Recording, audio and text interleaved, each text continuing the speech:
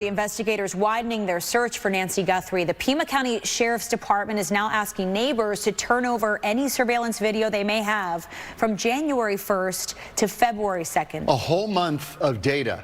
And we've just learned that the FBI is increasing its reward from $50,000 to $100,000 for information leading to the location of Nancy Guthrie or the arrest and conviction of anyone involved in her disappearance.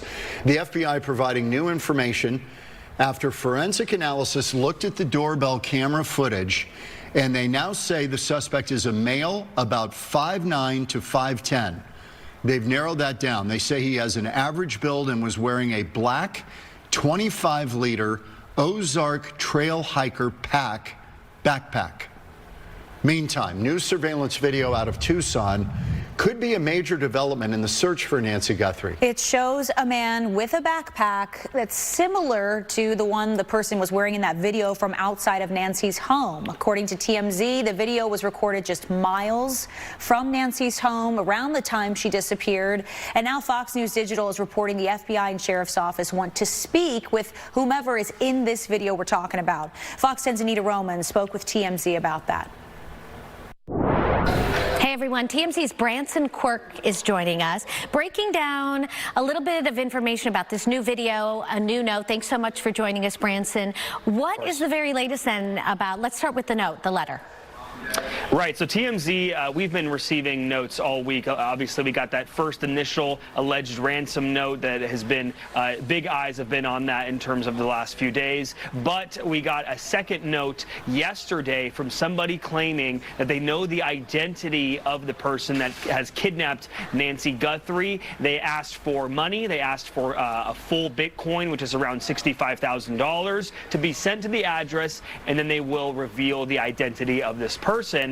We sent that immediately off to law enforcement, off to the FBI to investigate. Didn't reveal any too many specifics about that note. But then again today, just after 8 a.m. Pacific time this morning, we got a second note from this person saying that they are not being taken seriously. That was the quote, saying that the situation has changed from Wednesday to Thursday, and then asked again for that Bitcoin, basically saying that they need this money because when they reveal the identity of this person, they're going to need money to lay low and have to use that for legal fees in case they have retaliation from this person finding out who did this. So right now we don't know if this is actually someone that actually knows information. What we do know is that the FBI is also looking into this. Yeah, FBI releasing the images, the video, and photos of a person of interest walking up to Nancy Guthrie's doorbell, trying to cover that doorbell. And one of the things that we noticed was this very distinct backpack that this person was wearing.